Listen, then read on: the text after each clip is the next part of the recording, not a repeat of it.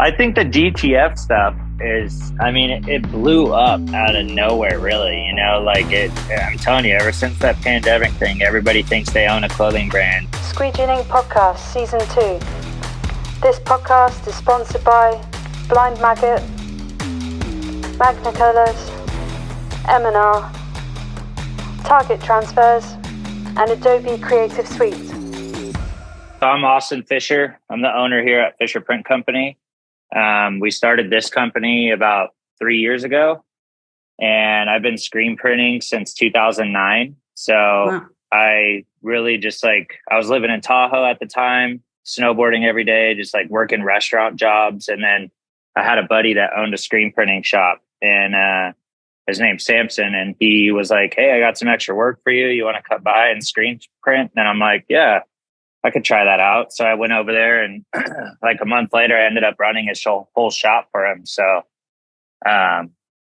once I started doing that, I kind of just learned screen printing and learned the business and stuff like that. And then ever since I was doing that, once I moved out of Lake Tahoe, I kind of just started doing studio work. I did lineman work. I've been in like every field possible, but nothing ever just clicked with me, you know? I worked in the movie industry for a couple of years, and it was good money, but it just wasn't for me. I'm not a person that likes to work for other people. So yeah, that's kind of why I just jumped into this, and my wife and I are just taking it full force and just going for it. You know, we just opened up this shop about 2 weeks ago. So still kind of fresh and new, but yeah, we're super busy and super grateful. So yeah, it is actually surprising, like how well, like vinyl wrapping, the banners are a piece of cake because there's hardly any thought. Sorry, there is hardly any thought in banners. Yeah. But like it's just like get it set up, print it. But then like the skill involved with like wrapping a car and telling whether that's been like done by a professional is very like screen printing a shirt. Like anyone can wax some vinyl on a car, but the professional finish is something that you're always striving towards, like printing a well done shirt. Is that what do you think? What do you think attracted you to screen print?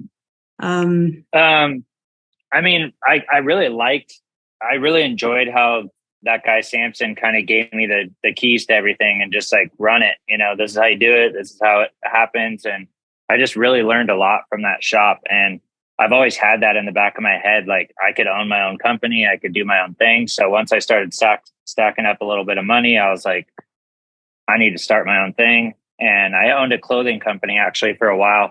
I still do, but I'm just too busy to get back into it right now. So I kind of, you know, just put that to the back burner a little bit, which kind of sucks. But that's really what taught me a lot of like logos and graphic design and all that. So I kind of just put everything into one. So yeah.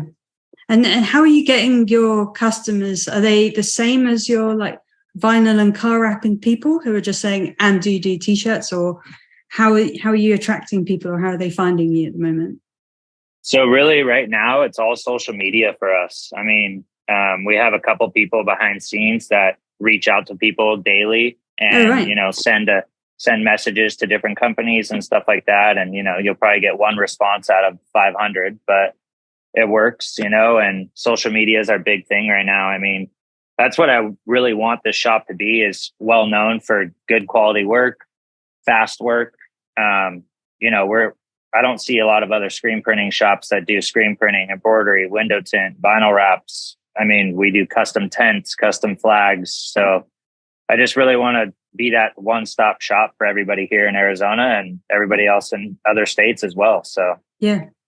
That's really interesting that you get, because one of my questions to you, actually, I haven't asked this question to other people, but it was like, what do you delegate or outsource like first? And it sounds like your customer acquisition, or your like, you know, that seems to be something that you've caught onto quite quickly. Is that from experience and working in other places that you're putting out those cold emails and it's worth doing, or like what made you think to do that? To be honest, I kind of just go day by day. I don't really have, my plan is just to be the biggest shop that there is. And, really? You know, yeah, I want to be the biggest shop out here, you know? yeah, I got some big goals, and I that's all I do every day. You know, I work super long hours. I my wife and I have a daughter. She's 9.5 months right now. Just trying to get as much done as we can. I'll be here till 3 a.m. most nights, get here at 5:30 in the morning. So I work some long hours and I have some big goals I just want to achieve. So I'm not going to stop until I get there, Yeah.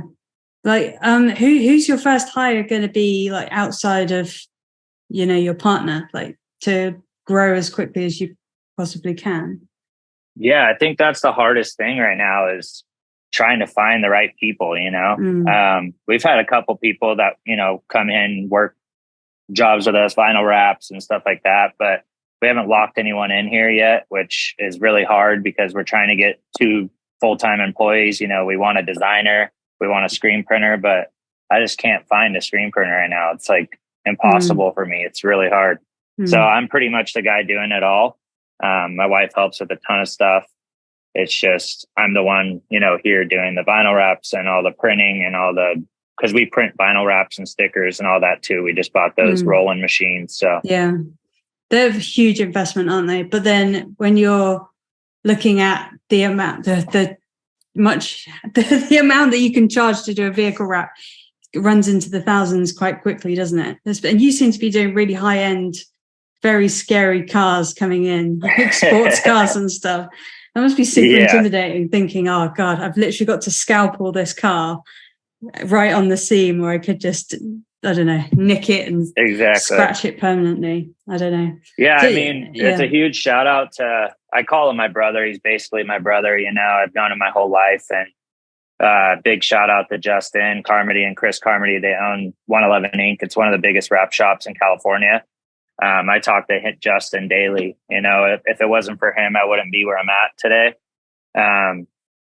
He gives me a lot of advice. They have a huge, huge, huge wrap shop in California. And he helps me with everything, and just advice on how to run his business and how to move forward and how to move past bumps when you come to them, because there's a lot of things that happen that you got to just go past, So I've learned a lot from them. And I kind of just, I'm very high end when it comes to perfectionism. Like I love to make shit perfect. And it's almost a bad thing because I'm too much of a perfectionist because I overthink everything, but I'm just happy to be where I'm at and happy to keep growing, to be honest. Yeah. Like, what kind of, do you have any like screen print professionals that you can ask on a daily basis other than that guy that trained you? Like, are you finding a bit of a community in the space? Yeah, I found a couple people around here that own screen printing businesses. They actually sell more of like the inks and the squeegees and stuff like that. He was actually ended up being one of my neighbors. And so I would always hit him up for ink or whatever, and he would just bring it home for me. And then we just built a friendship. And, if I have any questions, he'll call me or I'll call him. If he has any questions, he calls me. So we kind of just help each other out, even though we're 7 minutes down the road from each other. So yeah, that's a huge thing. Like typically you'd see that as like, oh, they're my competition. You'd build up walls. You might be checking on them, like to see what customers have they got, that kind of that idea. But I feel like everyone's kind of switched into this gear as like, look, we've all got too much work on at the moment. Like for a majority of people seem to be saying that. So like, don't be competitive with people. We all need to grow together and pass these jobs around, because you'd probably pass on a job to him if it was more suited. Or like, have you done stuff like that? Yeah. You've recommended. Yeah, I pass a lot of work around, especially because a lot of people have deadlines, and if I can't make them, I'm okay with. I'm comfortable with what work I put out and what I do, so I'm okay with handing them a couple things, or it doesn't bother me. Like you said, I would rather grow with them than be a competitor. To be honest, I'm not afraid of these other shops. They don't intimidate me. So where are you getting this drive from? Or like, are you reading a lot of like inspirational books and like self-help business books and stuff? Because you're saying a few of those kind of terms that like when you get into that rabbit hole, you start thinking in a certain way. I don't know. I've always been a very driven person. I didn't have the best growing up. I had a lot of trouble growing up, and a lot of bad things happen and stuff. And I was kind of on my own for a long time. And I feel like it's kind of a blessing in disguise, you know, because when bad things like that happen to you, you could only grow forward if you want to, you know. Otherwise, some people push to getting into drugs or getting into something like that. And that's just never been my path. You know, I've always just like wanted to be successful. I've always wanted a family. Now I have it. And I feel like that's my drive now. It's like, I put a fire under my ass, like get to work, you know? So I've always been super, super, super driven person. And people think, you know, gosh, what is that guy on? You know, but really it's just me. I'm just a very driven, fast paced person. So, I think I've got one of those minds that don't settle and feel like I'm never doing enough. Is that what you mean? Like, you're like, oh, there's 10 things that I could be doing that. Yeah. So taking a day off is almost painful. It's like, yeah, I know what you mean. Yeah. You're just wriggling around thinking. So do you think it was the starting your family that made you want to be self-employed and really like turned you from going like, you know, snowboarding every day to starting your own shop and taking it seriously? Yeah. I mean, I think the biggest thing is just with all the stuff that happened, you know, I'm just, like I said, I've always been super, super driven, but now that I have this opportunity to do it on my own, I have the knowledge, I have the space, I have the money, I have, you know, I'm at my position right now where I'm safe, you know, so now it's just full time. Like, I just got to make it. I feel like in 5 years from now, I'll be 10 times where I'm at now, and I'm very manifesting things. I like to manifest stuff. I say it out loud to myself every day. You know, I just try and be as positive as possible and just get as much work done as I can. You know, I don't have many people to help me, so I just got to do what I can. So, yeah. I saw in your thing that you have embroidery, but is that something do you have an embroidery machine, or are you giving that to a different shop and bringing it back in for people, or how are you? Yeah. So I lived in California my whole life, and now I live in Arizona, and I have a guy, his name's Ben. He owns a big embroidery shop, and I actually split some of the cost with some of his machines. So I still outsource, but I own the machines with him. So he still pushes all my work out for me, but I basically outsource from him still from California. So, but the machines are at his shop. Yeah. That seems like someone proposed this to me the other day, and I thought it sounded a bit scammy. Like, he was ringing me up saying, I don't know how he was trying to sell it. Like, oh, I'll buy the machine for you, put it in my big warehouse, and then you come and run it when I need a particular job on it. And I'm like, no, I'm not like that isn't the situation that you've got, but it just seems very like I'm just this person that just comes and does manual labor for you as and when you want it. And then I get to use the machine on my own terms as well. It sounded a bit weird, but how did you set that up? Like, do you mean you paid like half the finance on the machine monthly or something? How is it favorable for both people? I just give him a little bit of what he pays monthly for the machine. He financed it through his stuff, but I give him so much work through embroidery that we kind of worked out a deal. And I've known him for a long time, and he does good work. He's actually younger. He's 21 and he owns a massive embroidery shop. So, he's always put out good work. I mean, there's some things that we got to, you know, fix here and there, but we tend to figure it out. So I would love to have the embroidery here at my shop, but since I just invested so much money into our rolling machines, I got to kind of slow my pace and get the embroidery in here when we can, you know? Yeah. And would you get the same machines that he's got? Are you interested in the machines that he's got, or are you just kind of leaving that to him and that's not your focus at the moment? Or were you involved? Yeah, I mean, the brooding machines are what we have now. Yeah. So we have like a 14 head, and I only have 7 of them. So the 7 heads are kind of just what we push together, and I give them monthly pay and stuff like that. And I just send a ton of work to him. So he gets it out for me, and the embroidery side, he kind of takes care of. And then I take care of everything else. So brilliant. And then I'm guessing he sends out screen print work to you. Is that how it works?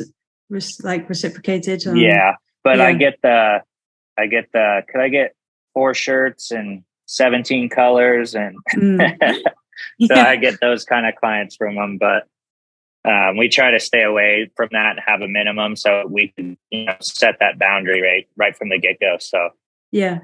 And then are you finding with because you do the vinyl already, are you selling like just stickers, like promotional stickers with all your roll-ons and stuff as complementary to the t-shirts? Is that lucrative for you, or what are those? I actually haven't done that yet. I would like to. I mean, that's a pretty good idea. It's just, like I said, my brother, Justin, he kind of tells me to stay away from the stickers just because there's not very much money in it. I mean, obviously people make a career on stickers, they can make a ton of money, but when I'm so busy with car wraps and screen printing and all this, and people want 24 stickers, it's just not really worth my time, to be honest. Yeah. I try and manage my time better. I'm not the best at managing my time, so I'm just trying to get better at the things that I'm not that good at. So yeah, I've always found stickers really like disgustingly lucrative because it's like, you just chop them up at the end. The way I'm doing it is super basic, but it's only for like little add-ons for people, and then I do it for my own brand now. And anyway, I imagine what that's going to come. Do you have a plotter and cutter, or? It's really genuinely, you're going to like roll your eyes at what I've got. It's like just this called Versacam BN20 thing. It's a printer cutter. It's very, very basic. Like you can have it tabletop if you want. It only costs like 5,000, but but it does the job for us. So, and awesome. It just runs in the background and just making money while you're printing shirts and doing manual labor. Exactly. Yeah. No, I've always thought it was a really good complimentary thing, but you've got a lot on. Like, how are you organizing yourself? Are you doing it with calendars? Is it in your head, or are you using any software at the moment? Yeah, for a long time, it's been in my head. It's been a thing I've been trying to fix, because I just keep it all in my head, but I got a lot of whiteboard stuff now. And whenever something pops into my head or a client or whatever, I always put it on our schedule. I have a schedule on our desk in the front office, and I tend to write stuff down as much as I can now. I mean, my 2 whiteboards are filled with just window wraps or car wraps and stuff like that. So I tend to write stuff down now, and it helps me a lot, because before I was just, everything was in my head, and then I'd forget stuff, and it's just not good. Yeah. It's so good for batching and stuff if you can calendar it, and loads of the calendars online are free now. There's so much workflow in the shop management software systems.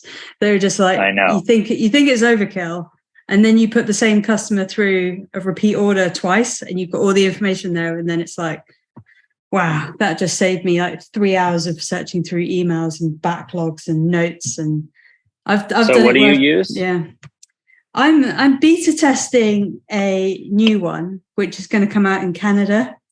I don't know how much I can say about it actually, but we've been just given access to it to try and find fault with it. It's very similar to what I imagined Inktavo, Printavo-y type ones are like, but it just means that instead of having a Asana calendar over here and invoicing in QuickBooks and stuff, you're just merging it together, and they've got the workflows and things. But yeah. I'll You'll probably definitely talk have to about let me know. Yeah.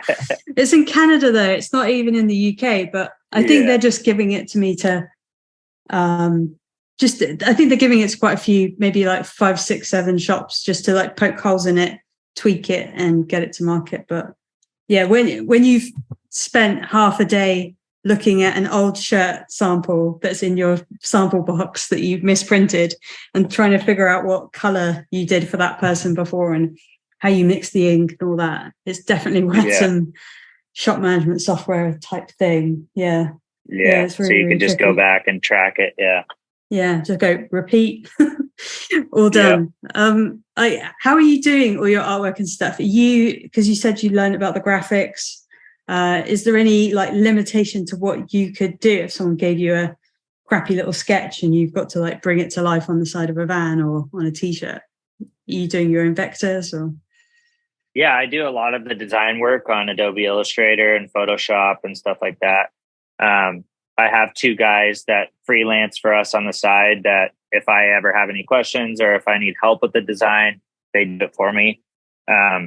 So I kind of outsource that sometimes, but it's all family. Like my brother Justin, he does a lot of the design work for that because he's 25 years into the wrap business. So he knows what he's doing and it'll look a lot better than what I do. So I just tend to pay him to do it and comes out really nice. So yeah.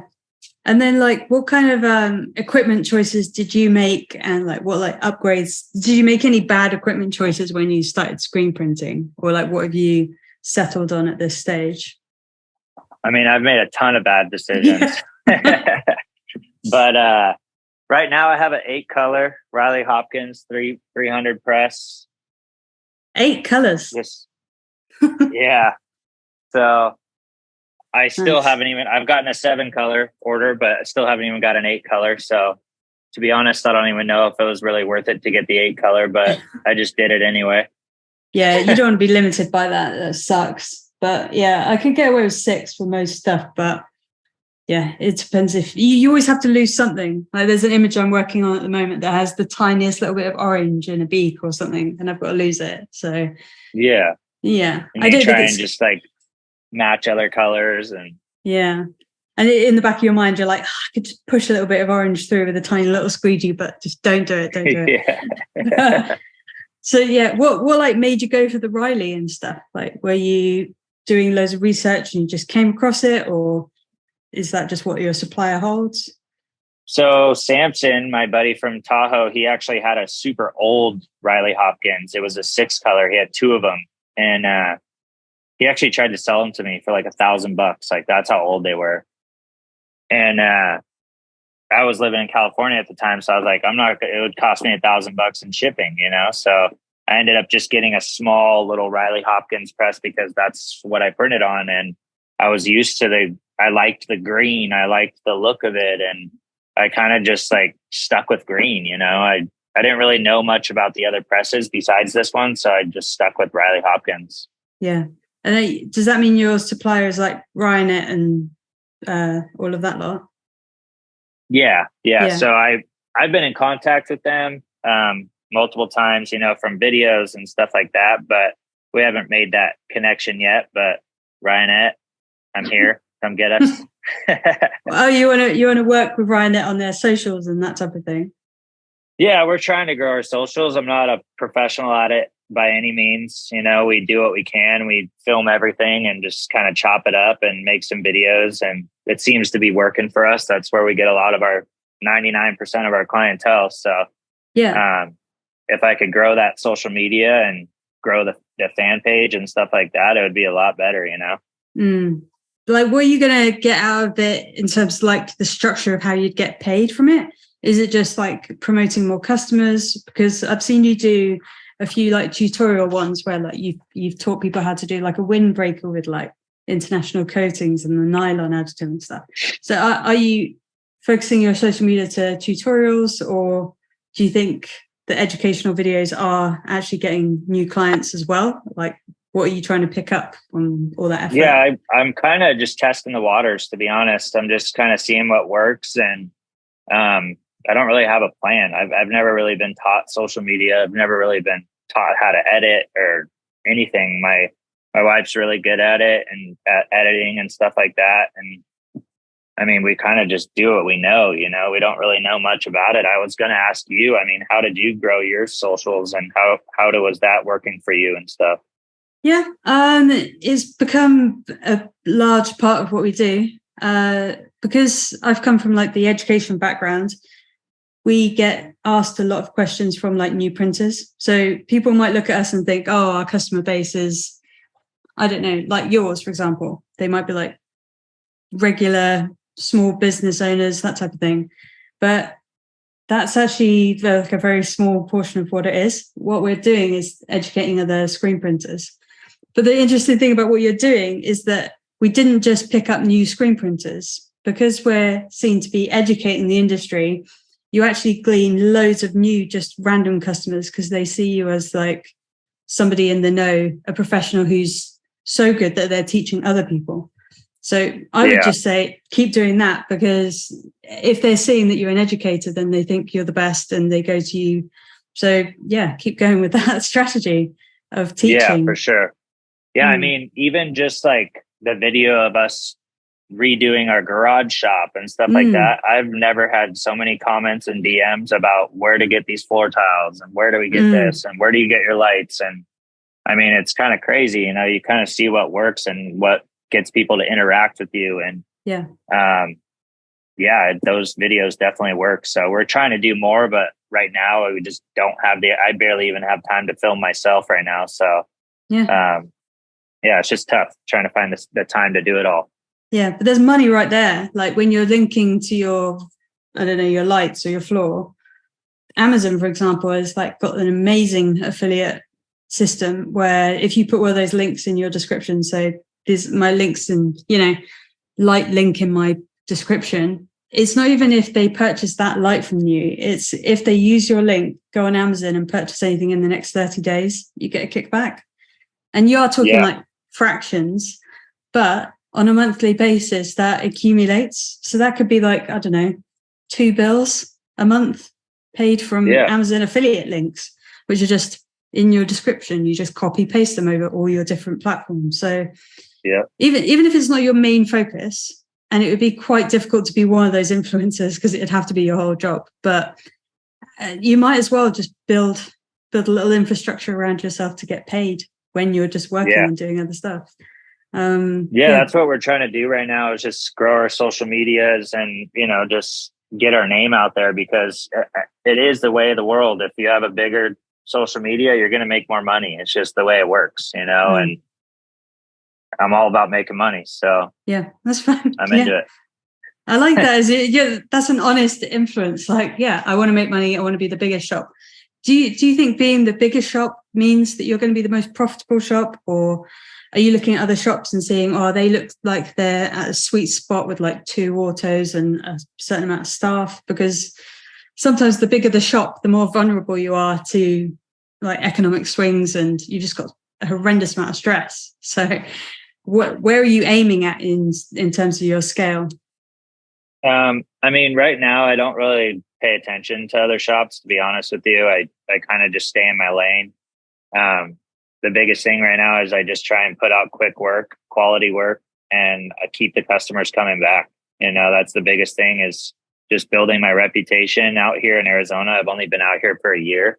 So we've been growing substantially since we've been here. So I just want to keep that pace going and just keep putting out quality work. I mean, our name is definitely getting seen everywhere in town and stuff, but I tend to not focus on other shops. I hear a lot of drama about car wrap shops and this and that, and this shop did this and this shop did this. And I get a lot of clients calling me. Like, I have a client, I'm not going to say any names, but he called me this morning and he's taking his car out of another shop that's been there for 3 months because they just can't get it done. And so he's like waiting for a ton of money back for that and bringing the shop or his car to our shop now. So, I mean, that's a good sign, you know, and it's not that I want to be the, you know, biggest, baddest shop around. I just want to put out the best work and bring in a ton of money. Okay. So like, how are you judging that you're charging the right price? Because it sounds like if you're doing quick and good work, then you're probably on the like more expensive side of things, like not ripping off customers, but you have to have a premium price to give a premium product and use the best vinyls and the inks and put your time into it. So like, how are you judging what things cost? Because it's very different from vinyl to screen print, isn't it? Yeah, that's been tough for me, is to find that lane.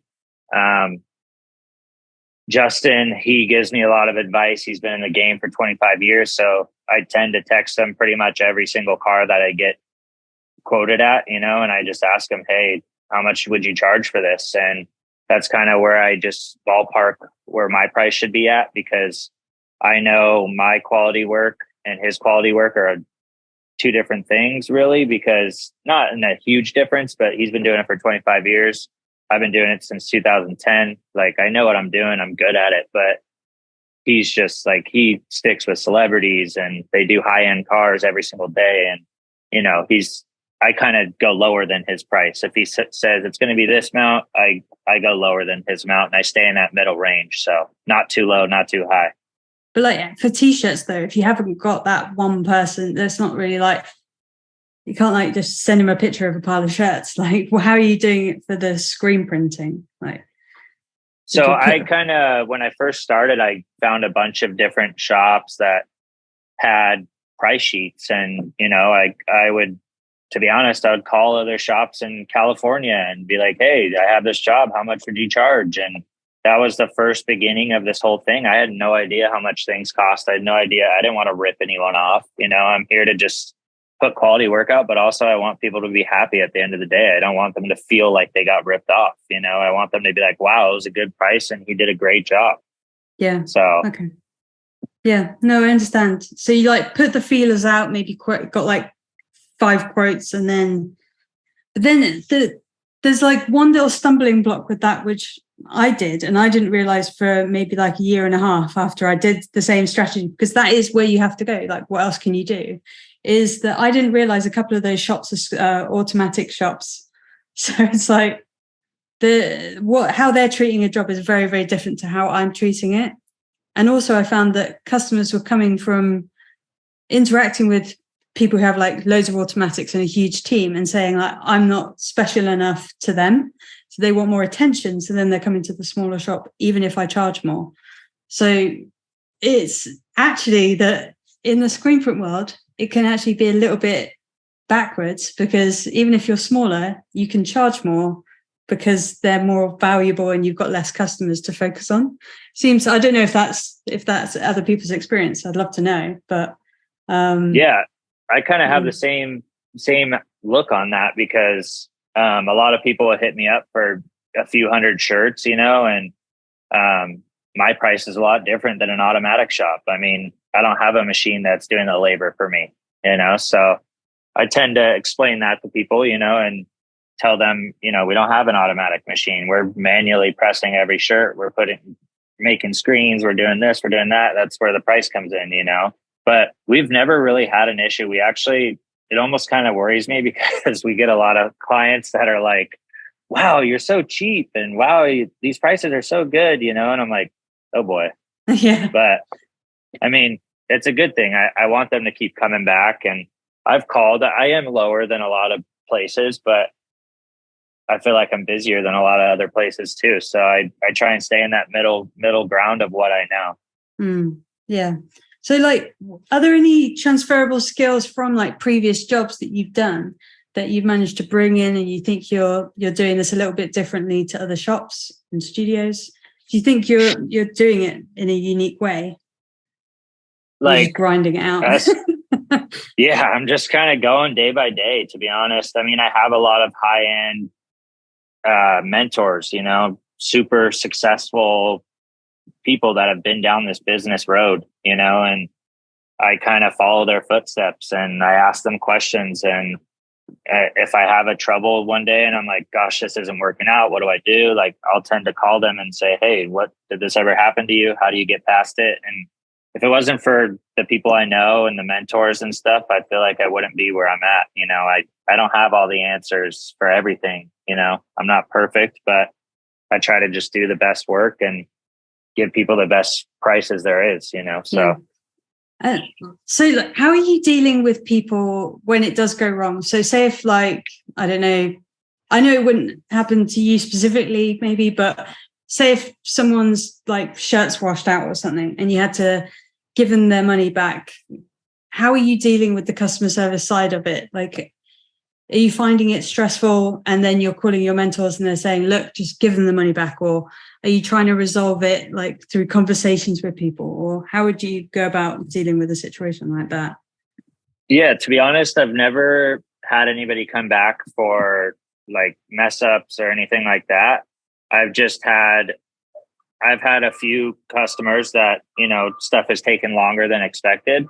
And that's what we've been working on, is just like trying to lock in these deadlines and make sure they're good. And and get the deadlines done when they need to be done, but sometimes life hits you and you don't, when I have a 9-month-old daughter and I'm working 20-hour days and, trying to put in the work, and we don't have a full team trying to put stuff out. So we've had a 2 or 3 people that I have been a week late, and that's what kills me. I don't want to ever do that, but we've fixed that problem and we moved past that. So we're definitely got the ball rolling now. So yeah.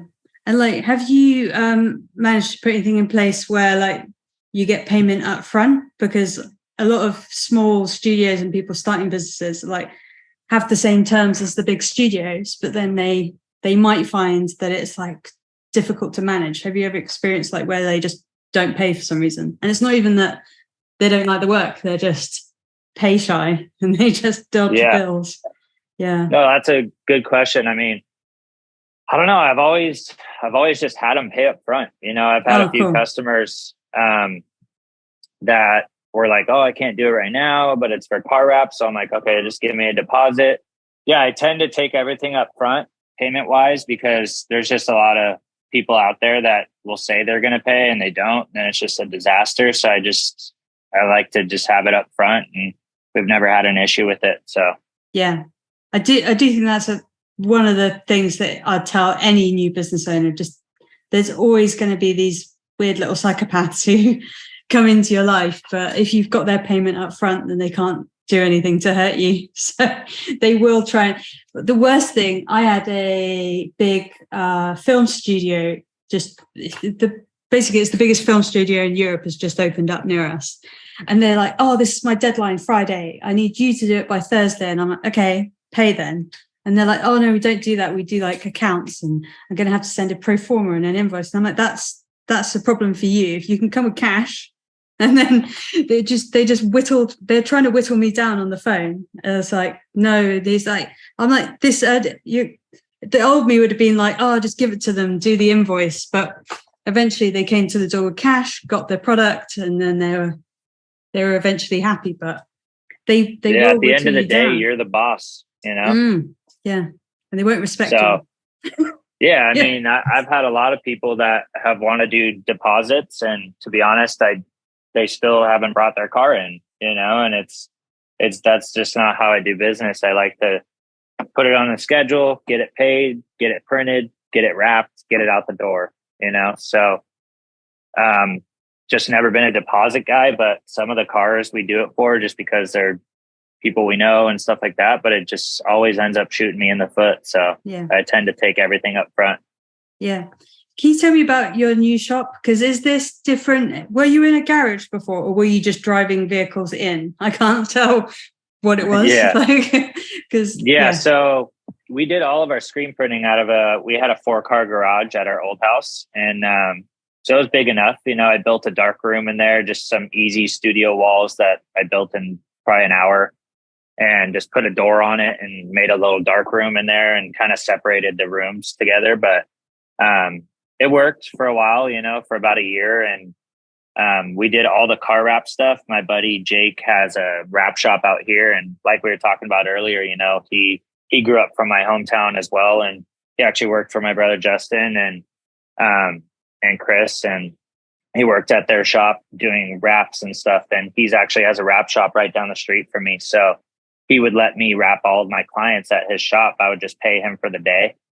And so that's how I was doing it before. And then I couldn't find a spot everything was a 5-year lease or 6-year lease, and I just didn't want to sign that. So I finally found this place, and it was their leasing office. And she said, we have nothing available right now. And then I was like, no worries, just let me know. Drove down the street. She called me. She's like, do you want to take the leasing office? And I was like, absolutely. So I signed the paperwork. Office? Do you mean the office for the leasing company? I don't know what you mean. I don't know what you mean. Yeah, I know. I should have explained that. No, so this building that we're in right here, there's probably 100 businesses with roll-up doors. Oh, right, and in the front of the parking lot is a leasing office, and they have like there's 2 front offices, and then there's this warehouse back here. So she was just in the office with this warehouse with no employees, no nothing. So it was just an empty space. And I asked her, I'm like, could I possibly have this space? And she was like, I can move upstairs if you want this spot. So I ended up signing the paper and we took the whole space. So brilliant. Yeah. So like for that one, is that just a short term, you like not restricted as much because you're saying you don't want to tie yourself into a 5-year? Is that because you can see yourself growing out of the space, or you just don't know what the future holds? Yeah. I know what I'm going to be in this for a long time. It's just, I know I'm going to outgrow this spot, especially. So I made a deal. Our landlord's super nice, super just like easygoing and stuff.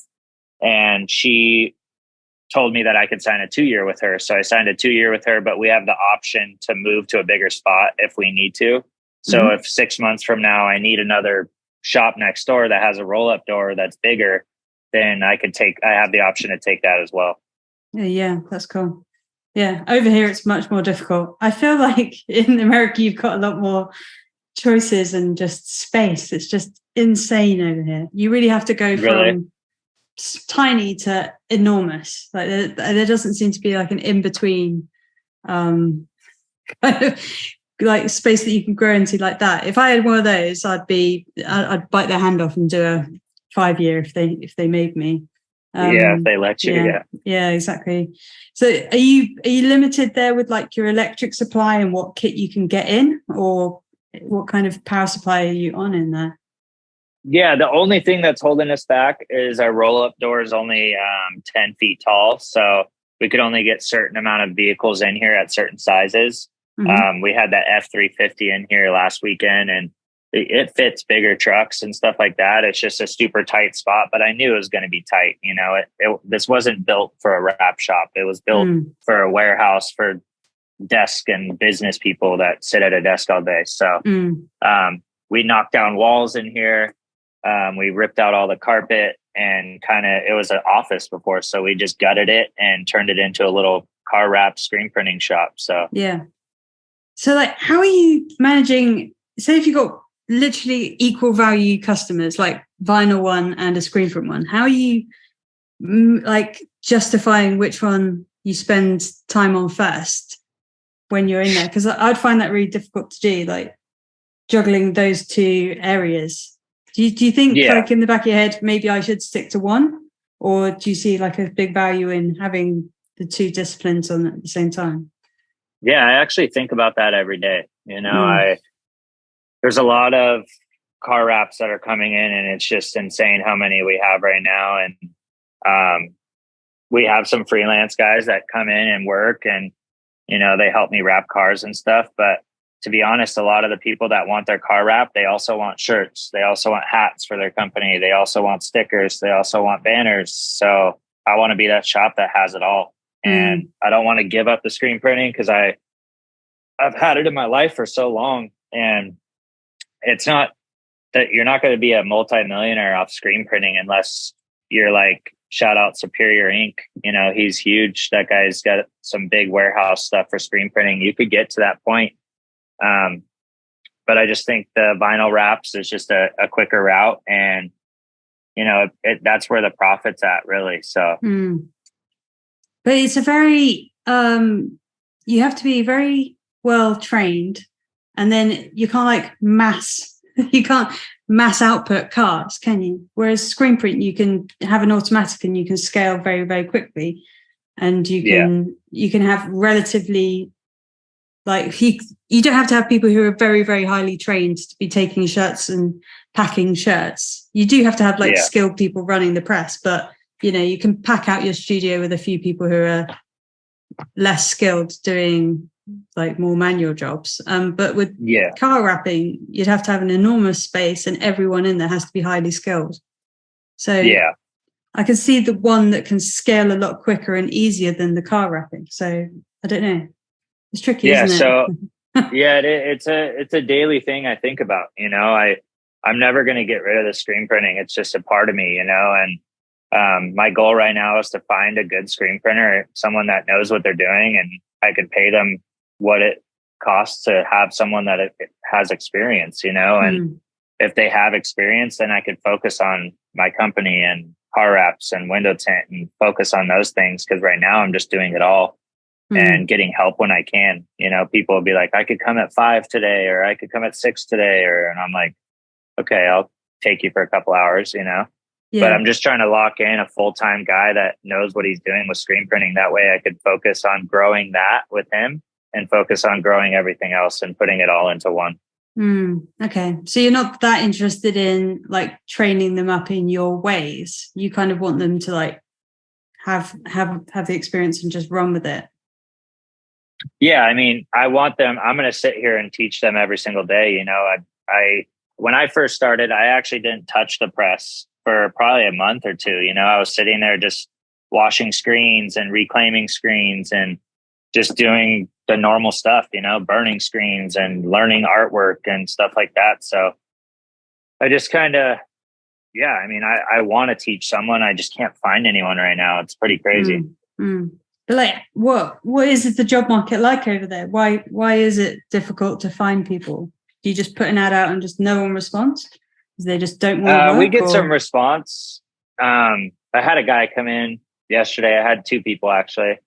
And he kind of, you know, said he knows design work and stuff like that. And then I was asking him questions and he was kind of just didn't know what I was talking about. And so I just knew he didn't really have experience, which is fine. But I'm trying to find someone that I don't have to train for couple months. You know, I would like to have someone that's actually worked a press before, so that way we could kind of get the ball rolling a little quicker. So yeah, just trying to find that experienced person has been really tough for us. Do you think the problem is that screen printing is quite easy access to get into as a job? Like you can self-learn it and you don't have to have gone to university and stuff. So the people who are starting screen print don't want to work for other people. They want to be entrepreneurial and run their own businesses, and that's why it's so difficult, because everyone's got this, they've got the same like vision of having their own business. So then you just got all these tiny little micro businesses going on, and you really do need them to merge up like you have with the embroidery guy and the vinyl guy, but we're just all, you know, blinkered and not wanting to do that. I don't know. Yeah, I know it's been tough. I mean, I don't have all the answers, you know. I'm just day by day trying to build our team and trying to find the right people that are going to make our business better. You know, I don't want to slow our business down or by any means. So just trying to find, I don't know. Do you have any advice? How did you find people? Do you have employees or? Yeah. So we've had assistants in here, but then the way our business was going changed a lot. So we were doing a lot of customer orders, but now we're just working for ourselves. So we were doing like video production work like 3 times a week, which meant that our employee was just kind of waiting in the background, waiting for us to finish because they weren't ever going to feature in the videos. So yeah, so we kind of did drop that person. But now we're opening up like a different business and we're employing like 3 people there, but that's like retail. So it's not very difficult to find retail people because it's not something you have to intensely train, and lots of people have retail experience. But there is a lot of books that would help you, because it sounds like you're running around trying to do it all yourself, but you also want to be like the business owner.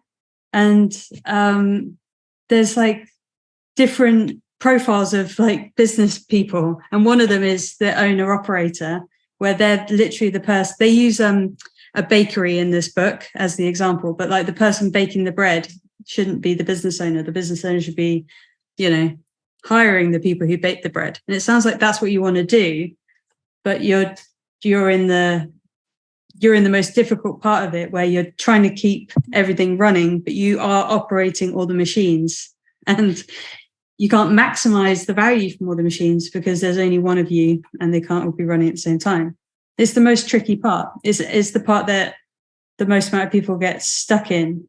And it's like, you're thinking in your head, I can't quite, you might be different, but a lot of people get stuck in like, I can't even afford what's going on here. So how am I going to afford like someone's wages of like 20,000 a year, 30,000 a year, and still get all this done and train them, which means that you're going to have a dip in your income.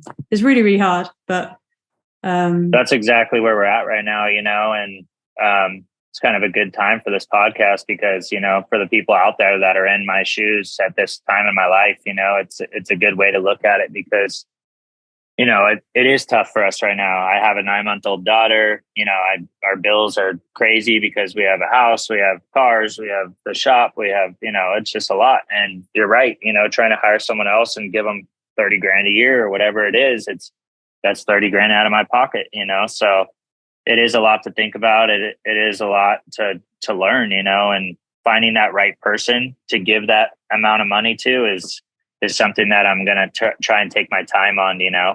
I want it to be right. I want it to feel right. And it's been really tough for us right now. So, yeah, like the only bit of advice that I've ever heard of someone about when to do that is save up 3 months of their wages in a savings account that you can't touch, that isn't part of the business. And as soon as you've got the 3 months, hire someone, knowing that if they don't make you money, if they're not making you money back in those 3 months that you've already got like saved up for their employment as like a test for them, then you've got to fire them. But if in 3 months they can show you that they're worth their salary and they're bringing in more than what you paid out to them, then they're an asset and then you've got to keep them. That's the only good thing I've ever heard about that type of thing. And we did do that with our person. And she did last like well over a year, but we just changed and phased her out. So yeah, that's amazing advice. Honestly, I appreciate that because that's, you know, it's tough. It's tough finding people. It's tough trusting people. It's tough finding because you just, you know, I'm sure you feel the same way. You don't feel like anybody could do the work you do, you know, and to take the extra time to pay them and train them and do all that, it's just a lot right now. But we're finding those paths to go down. So it's just going to take time. You know, I tell myself every day, this isn't a get rich overnight business. It's going to take years to get to the right spot. So, yeah, there are a lot of hype people on the internet though, that say that garment decoration and owning your own brand is like a get rich quick scheme that you should be a part of. And screen print's futile now because of DTF. And it's like, where do you stand on like the other ways of garment decorating other than screen print? Like, why have you gone to screen print over DTG or DTF or any other process? Yeah, I actually saw the interview with you and Lee Stewart, and you know, shout out to Lee. He does great work, and that guy, he found his niche, you know, and it's working for him, and I'm stoked for him. You know, I've never met him, but I appreciate it, and I think he said it best. You know, I'm not really a fan of the DTF or the, you know, I'm not a fan, even though this shirt is actually DTF, but these are the only really reason I use it is to have, you know, some giveaway shirts or, you know, shirts that I wear every day and they just get trashed, and they're kind of just quick and easy, to be honest. So they're not, I have a lot of people that we get some really high end DTF stuff. And I know a lot of people that make a living off of DTF, and, you know, and it's just not my niche. I know. I always think that it's like, yeah, okay, good for you, but it's not how I'm going to do it. But I'm thinking, I always like think as well, like, am I just being really, really stubborn? And it is good. It does work for other people. It will last a long time. And I'm just, you know, being really pig-headed about it, but I'm not convinced yet. But I'm open, but obviously, yeah, like I said, I mean, this is a transfer right here. You know, I've worn this shirt 100 times, you know, and if I don't have time to print my own shirts, I have some on standby, and, you know, and I'll just make a shirt real quick. That's what's nice about it. I will give it that, of how easy and how, you know, how it's just so easy to do it. Yeah. But do you think people in your area even are undercutting you? Because I've got a guy down the road who has this huge sign on his building saying that he's a screen printer. And I actually went in there and I was like, there's nothing in here that says it's a screen printer. You've got like 3 plotters and a pack of transfers there. And he's just got heat presses, and he has got an embroidery machine. I'll give him that. But they're saying they're screen print, but they're DTF, like, and they can undercut you because of your turnaround times, your labor costs. Are you finding that in the area? Crazy. Like all the we do have a lot of businesses that are super close to us that do a ton of DTF work, and it's just crazy. A lot of these people, I feel like after this whole pandemic stuff happened, I feel like everyone wanted to start their own business. Everyone wanted to do this. No one knows how to screen print, and that was just the easy route for everybody to just order cheap DTFs, vinyl transfers, and make a clothing brand out of it. So I've just never, I think screen printing is the best way to go. I always try and push my clients to go to screen printing, but I do get a lot of like construction companies that just throw away shirts that want DTF. It's cheaper. It's, it still lasts, but it's just not going to last as long as it does screen printing. It's just not. Yeah, it's tricky because then I've also seen DTF. Well, no, I've seen those companies that sell branded transfers say that even their transfers outlast screen print and tests. And I'm like, no, if that's true, then I really am full of shit. I don't know. I need to do my own wash tests of like 60 times and just see when it breaks down. And I think that would be a really popular video for everyone because everyone wants to know, but no one's got the time to wash a shirt 30 times and do all those comparisons. I don't even know if I have. A long time lapse. Yeah. I'll see if I can work that in for the good of the industry, maybe. Yeah. No, that'd be awesome. I mean, I'm interested in that too. I mean, I don't have a problem with it. It's just not. I've always been a screen printer, and I know how the screen printing lasts. I know what it does, and I just think that screen printing definitely is just the better option.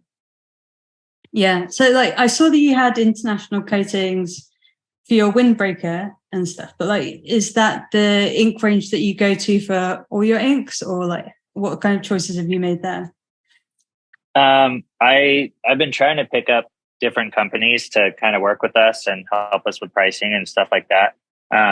One of them is McLogan. They're in California, and they, shout out to them because they're kind of trusting me and helping me out with discounts and stuff like that. So I tend to get my ink from them, but if I don't get ink from them, I get stuff from my neighbor down the street that has just regular international coating colors, so I tend to stick to them.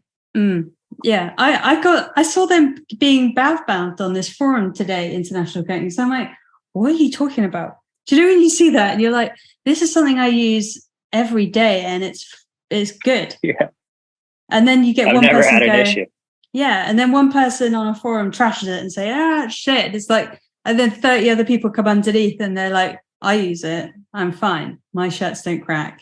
So then you're thinking, pretty sure the issue is you, mate, not all these other people and a massive global brand. But have you? Yeah, there's a lot of trolls out there that like to just get attention from comments and stuff like that. So, it is weird seeing those comments because then you'd think in the back of your head, like, am I doing something wrong? Yeah. But I don't know. I don't really test inks. I just buy new ones. Yeah, I've just got I have accumulated a vast range of inks, but I just can't throw them away. So it looks like I'm all over the place, but no, I don't know what they're talking about. I think it's often that they're not doing their own experimenting to make it work. They're just slagging off that one pot of ink, and I don't know, God knows. I even interviewed the international coatings guy, and he says like the only time they've ever had a problem is where a whole batch froze, like on a dock, and it just killed the whole batch. But apart from that, it's quite hard to. It's all they're all the same chemicals in all these inks anyway. It's just branding, but that's my opinion. Yeah. I mean, I tend to stick to what I know. If international coatings hasn't given me any issues, I'll stick with them. If I'm getting inks that are cracking or doing weird stuff, I'm gonna question it and try and test other things. So I've never had an issue with international coating. So yeah, there you go. And then like garment choices and stuff. What kind of customer base are you actually catering for, and like what are they asking for? Is it the construction workers? Are you having to provide them super heavyweight, durable shirts, or? what you Yeah, I provide get a for lot them. of random requests, to be honest, but I use a lot of like my wholesale accounts. I don't know if you use SS Activewear and, and stuff like that. It's just an easy site that has everything. And I tend to just have them either look through our website or look through that website and pick what they like, and I'll give them my advice. They could come to our shop. They could feel or test print anything and, feel this shirt. I sell a lot of Next Level 6210s. Sell a lot of those. So it's just kind of, a lot of the clients just kind of go off of what I tell them, really. Yeah. Yeah. I think that's true. I think like I think it's very similar to going to like a top restaurant and then instead of just ordering off menu saying, oh, I want something like McDonald's, you're saying, what do you suggest I get? And then you're going to get what the chef wants to cook, knows is going to be good, and what they're good at doing for the best price, instead of trying to force down their throat something that you had in the past that another shop did that you weren't happy with. So it's like, why are you here if you want the same shit? Exactly. I get a lot of people that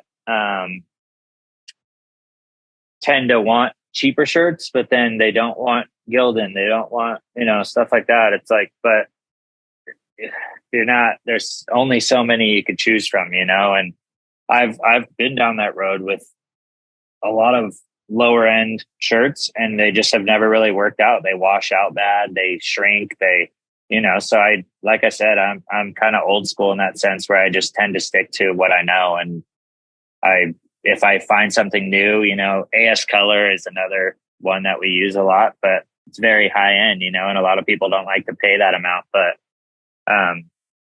as of shirts, it's a very high quality shirt. So yeah, I'm trying to get the head of AS Color, like I'm trying to book in with him. He's a busy guy, but to come on the podcast.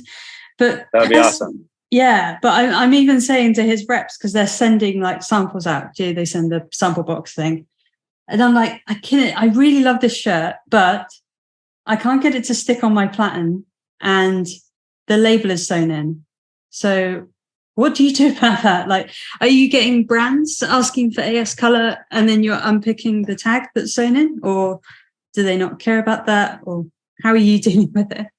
Yeah, we have a few that like to do the inside tag logo. And I haven't actually ran down that road with AS Color. So the tags actually don't come off of those shirts is what you're saying? The ones that I've got, they might have one that has no tags there, but they're literally sewn in like silky tags. So there's not a way in hell. I can't even button on a shirt. I'm not going to like sew a button on. I'm not going to unpick silk tags off t-shirts that cost like $5-6 or pounds or whatever. It's just not in my hands. Yeah. I mean, we've never really ran into that issue with AS Color and specific, but we do a lot of neck tags and stuff. So a lot of companies, they're more of clothing brands that want that just to really promote their stuff with their brand on it. So we could do it. It's just another transfer that it works. I could screen print it. I could do a transfer for you, but a lot of people want to do the transfer because it's just easier. Yeah. And are you charging different things for the transfer or the direct screen print when you're doing neck labels? Because everyone has a different answer when I ask that to them. Yeah. I mean, I think it's a little different because DTF tends to be a little cheaper. So screen printing's, a screen cost. You got, labor. You got however many shirts they're doing. So if it's DTF and you use your hat press and get some neck tags going, it's just a lot quicker and a lot cheaper. So yeah. And you don't accidentally like misprint it and then print it twice and then it goes through and shows through. You literally haven't got that as a little cock up that you can do, especially if you've just done like front and back and a sleeve and then you mess up the neck tag. It's like, that's the worst because you go through the whole back logo, then you do the sleeve, then you do the front, and then you screw up the neck tag, and then you're like, oh my God. Yeah. Is it I don't know if we've already covered it, but what is your like unpopular opinion in the screen print industry at the moment? I think the DTF stuff is, I mean, it blew up out of nowhere, really. Like I'm telling you, ever since that pandemic thing, everybody thinks they own a clothing brand, and they promote it as they do the screen printing and they do all this stuff, but really they're just heat pressing this stuff on, and these people are paying high dollar for it, and it's not lasting. So I think my opinion is stick to screen printing and let the shops do what they know. I mean, I'm good at screen printing. I know what I'm doing in this field. And I mean, I tend to feel like I'm good at it, and I don't know. It's kind of a hard question. Yeah. So you just don't like these pop-up, because you did like brands in inverted commas. Like, do you think everyone just thinks they've got a brand when you don't really? You've just got your logo on some shirts. Is that what you kind of like don't love? Yeah, I definitely, I don't know. I mean, if you're going to own a clothing company, I would expect you to make your own logos, for you to, make your own shirts, or even if you're outsourcing the shirts, that's totally fine. When I first started my clothing company, I was outsourcing everything. I didn't have a press. I didn't have any of that stuff. But when I did get a press, I realized like, wow, I can make a lot more profit doing it on my own. I could learn this. I know what I'm doing. So I bought the small press, just a little table topper, and that thing was just miserable. It was just really hard, and once I got the bigger press, then that's when I started printing for other people. But I just definitely think that it's just a tough world to get into if you're going to own a clothing brand, but you don't design. You just grab clip art stuff and throw your name on it. It's that stuff that kind of bothers me. Okay. And then can you tell me about your clothing brand? Because it might get rejuvenated in the future if it becomes a priority for you again. Like, what was it about or around, and like, what was it even called? Yeah. So my clothing company is called Hookup Supply Company. I was living in Tahoe at the time. We were fly fishing in the lake and just snowboarding every day and stuff like that. And I was working at that screen printing shop, and I was spending money like a girl does shopping. I would come home every week with new clothes or shoes or everything. And my boss at the time, Samson, said, "Why are you buying so much clothes? Like, why don't you just print your own clothes?" So we were fishing that day, and I caught a big fish, and I was screaming hookup, and just kind of clicked for me. And I went back to the shop that night, and I came up with the logo, and it was so simple. And I printed on shirts. I made 50 shirts, and I sold out that day. So wow, how were you selling out 50 shirts in a day? It was basically, it kind of hit me with a loop, but I made 50 shirts front and back. And the next day I went to work, and I was working at Bridge Tender. Shout out Bridge Tender. Love you guys. I was working over there, and everybody there pretty much bought a shirt. Tahoe's like that. It's a very small town. And, once one thing gets out, everybody knows about it. So once people started buying it, they're like, wow, Austin owns a clothing company. What the heck? And so I literally sold out that day 50 shirts, and I was like, oh my gosh, I could do something with this. So I started making logos and teaching myself how to design on YouTube University. Yeah. So like about just like one more thing before I let you go, for your like ages ago when we first started talking, you were talking about like the social media being one of the things you wanted to do, and like maybe hooking up with Ryan and stuff. What kind of platforms are you gonna focus on with that? Because it's difficult, isn't it? Like spreading yourself across the different platforms. Are you just Instagram at the moment? Are you dipping your toe into YouTube, or like where do you want to go with it? Yeah, so we actually made a YouTube channel. I have a kid that does a lot of filming with drones and stuff like that. So our plan in the very near future is to get him in here on a 2 to 3 day weekly basis, and get him to film for us and start a YouTube channel. I want to be in every little thing. We try and dip our feet into TikTok sometimes, but it's just so hard posting on every platform and doing all this and that. So once I have a kid that does the drone footage and editing and stuff like that. So like you said, I'm just trying to build up that money so I can hire him on a weekly basis and get him in here to do much higher quality videos and just put ourselves out there on every platform possible. But in the near future, we do plan on starting a YouTube channel. Yeah, because even your short form content now is easy to do it on YouTube Shorts, because YouTube Shorts has transformed like recently. It was super shitty, like very difficult to use. Took us half a day to put a YouTube short out when it first started. But now it's just as easy as TikTok. And really, people are using YouTube like television, like we do it in our house. Like I don't watch television. I don't wait for the next program to come on and then some adverts. We just do focused YouTube videos and get all our entertainment like that. So I definitely think YouTube is the easiest way to have the biggest impact. And also weirdly, Facebook Reels, not Reels, but not Instagram Reels, Facebook Reels. So some people don't know that that's a different thing, but it is. So you actually, I know Facebook's super shitty in terms of it's just got loads of like middle-aged people and grannies and community groups, but people still weirdly go on there because they're looking up like their screen print forum or your vinyl wrapping forum, and then they've got the reels and it just sucks you in, just like TikTok. And sometimes you don't even know what platform you're consuming this content on, and it's an untapped market because everyone thinks it's shit. So Facebook Reels and YouTube Shorts. Well, I appreciate that. Yeah, I am not a tech guy whatsoever. I'm not good with the computer. I'm not good with any of that stuff, really. I'm just kind of fell into the business role, and I've never really looked into the YouTube Shorts. I've never really looked into any of that stuff. So I'm definitely going to now. And I love advice from anyone. I'm never going to be perfect, and I just try and do the best I can, Yeah. But I can definitely see what you're doing is going to carve out a platform, and people like Ryanette.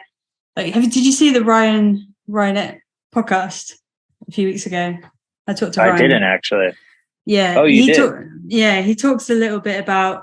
I think he's a little bit despondent to influencers, so people that he calls influencer people, but I still think he sees value in people like you, who he sees as being like more authentic, printing in their studio. But there is this whole little group on social media that are blasting about, I made $500 today printing one shirt and all this kind of bollocks. Whereas like they want the authentic content from people like you. So I can see you carving that out. But again, it's like, how do you justify that if you're not getting paid for it yet? So it's really difficult. And they want to pay you, all these companies just want to pay you in a pot of ink, but pot of ink doesn't keep the lights on. So you've got to, I don't know, got to force your way to and a lot of these companies, it seems like they don't really want to, unless they see something in you, I'm sure they saw something in Lee, and he's doing great things for the industry, and, and I want to be that influencer just like you are. You are well known by everybody, and you do great work and you do great content, and that's just what I want. I want to be known for the stuff I do. I don't want to just be on the back burner anymore. I want to get my name out there. Yeah, I think again, it's kind of like, I am doing work for other people, but actually I'm focusing to have more control now. Because I have done work for like magazines and things, and then I'm like, why am I doing this? If they don't see you as valuable or even more valuable than the other people who are contributing, then why am I doing it? I need to build my own platform. So I'd love to have like my own app and my website is building, that type of thing. But it's tricky. It's tricky, isn't it? I don't think anyone's got it sussed. Like even Lee is, he's reliant on those people giving him those machines. They could whip it out from underneath him if he says the wrong thing. They don't, I think, because like that's what happened with a few of his relationships. They've like crumbled and then they've taken the machines away. And then obviously there's a demand for being seen by other manufacturers, so he's managed to replace them. But yeah, I think ownership over your own stuff is important. But then, I don't know, how do you maximize the returns in a way that you don't have ownership? It's really, really tricky. I don't think anyone's got it down yet, especially us. I mean, that it's like I said, it's just a daily thing that you just got to learn. You know, my little brother Dawson, he's trying to start his own company right now, and you know, he's asking me for some advice here and there, and you know, I'm proud of him. It's something that you just learn as you go. You know, I try and tell him that it's like you do the best work you can, but also it's a road that you're never going to know everything. You know, you're never going to be perfect. I learn stuff every single day, and I continue to learn, and I like learning. So I think that's the best thing or best advice I could give is just don't really give up. I have multiple times where I've been like, am I really going to do this business? Like, I could go make more money right now in the studios, but I know in the future I'm going to make more money doing this. I just got to stay on my path and just keep doing what I'm doing. So yeah. Well, I hope everyone goes and follows you. So you're Fisher Print Co. all over the socials and everything. But where would you want people to follow you first? Is that Instagram? Is that where most of your stuff is? Yeah, Instagram. We have our YouTube channel. I don't even know if we have a subscriber yet. I haven't posted anything about it. Subscribe. I'll go subscribe I want to be the first. All right. Yeah, yes, that's awesome. I know. I appreciate you having me. It's awesome. And I love what you guys do. And I've always been a fan. And yeah, it's cool to be on here with you. That's very kind. I'll come back in a few years because you sound like you're like,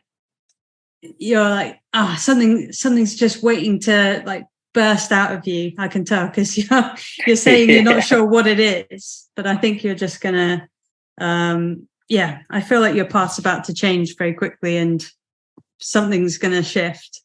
But I appreciate that. I feel like we're right there, you know. We've done all the hard work, not all of it, but you know, I've been doing this for a long time, and now that we're starting our own thing and getting a shop, there's a lot more responsibility. There's a lot more overhead. There's a lot more everything. And I'm a risky guy. You know, I like to risk it, and you're never going to make it in life unless you take risks. So I'm really I'm going for it, and I'm not turning back. I have big goals, and I know I'm going to achieve them. Yeah. Well, I'll interview you when you're the biggest shop in the county. I won't be able to then. I'll have to come visit. So. All right. Yeah, that'll be awesome. Anytime. I've got to get over there. Okay. Thank you so much for your time, Austin. Really appreciate it. Thank you. I appreciate it.